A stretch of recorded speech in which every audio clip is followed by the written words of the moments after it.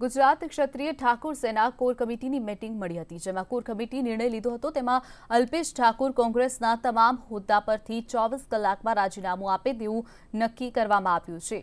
એટલે અલ્પેશ ઠાકોર આગામી 24 કલાકમાં કોંગ્રેસના ધારાસભ્ય પદ પરથી રાજીનામું આપી શકે છે। ત્યારે અલ્પેશની કોંગ્રેસ છોડવાની અટકળોએ વધુ વેગ પકડ્યો છે। અલ્પેશ ઠાકોર ફેસબુક પેજ પરથી પોસ્ટ ડિલીટ કરી અને અલ્પેશે કોંગ્રેસની તમામ પોસ્ટ ડિલીટ કરી નાખી છે।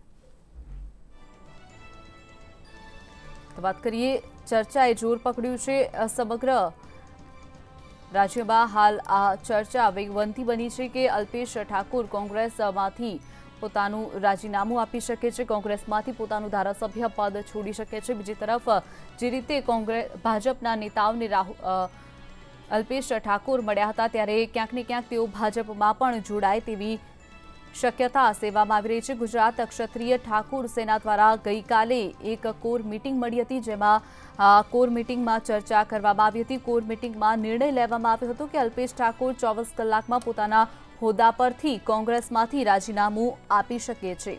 એટલે અલ્પેશ ઠાકોર આગામી 24 કલાકમાં કોંગ્રેસના ધારાસભ્ય પદ પરથી રાજીનામું આપી શકે છે। ત્યારે અલ્પેશની કોંગ્રેસ છોડવાની અટકળો વધુ વેગ પકડ્યો હોય તેવું લાગી રહ્યું છે। તો બીજી તરફ અલ્પેશ ઠાકોર ફેસબુક પેજ પરથી પોતાની તમામ પોસ્ટ ડિલીટ કરી છે। અલ્પેશે કોંગ્રેસની તમામ પોસ્ટ ડિલીટ કરી નાખી છે। જે રીતે ટીવી સ્ક્રીન પર આપ દ્રશ્યોમાં જોઈ રહ્યા છો કે અલ્પેશ ઠાકોર દ્વારા જે કોંગ્રેસને લગતી કોંગ્રેસમાંથી જોડાયા બાદ જે પોસ્ટ કરવામાં આવી હોય તે પોસ્ટ તમામ ડિલીટ કરી દેવામાં આવી છે। ક્યાંક ને ક્યાંક આ ચર્ચા હકીકતમાં બદલાય તેવું તેમના રિએક્શન પરથી લાગી રહ્યું છે। અલ્પેશ જે રીતે પગલાં લઈ રહ્યા છે આગળ, તે ઉપરથી લાગી રહ્યું છે કે આવનારા સમયમાં માત્ર 24 કલાકમાં તેઓ પોતાનું રાજીનામું આપી શકે છે। આજે સાંજે વધુ એક વખત તેઓ અન્ય ધારાસભ્યોની સાથે બેસી અને બેઠક યોજી શકે છે। તો વાત કરીએ આ અંગે જ વધુ માહિતી માટે મંતવ્યના સંવાદદાતા રીમા દોશી આપણી સાથે જોડાયા છે। રીમા, જણાવશો, જે રીતે અલ્પેશ કોંગ્રેસ છોડી ભાજપમાં જોડાશે તેવું વધુ એક વખત આ અટકળોએ વેગ પકડ્યું છે, શું છે આ અંગે વધુ માહિતી, કેટલી હકીકત?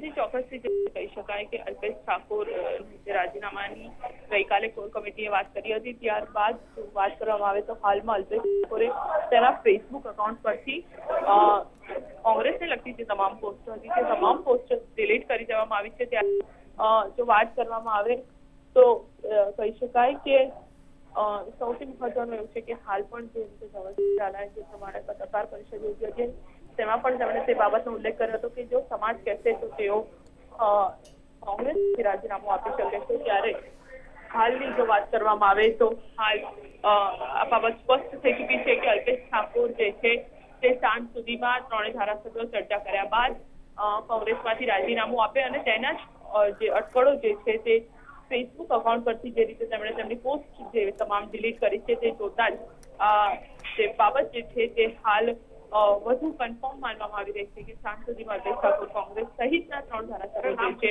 તે સાંજ સુધીમાં ધારાસભ્યો રાજીનામું આપી શકે છે કોંગ્રેસમાંથી। જી, બિલકુલ રીમા, જોડાવા બદલ અને માહિતી બદલ આપનો આભાર।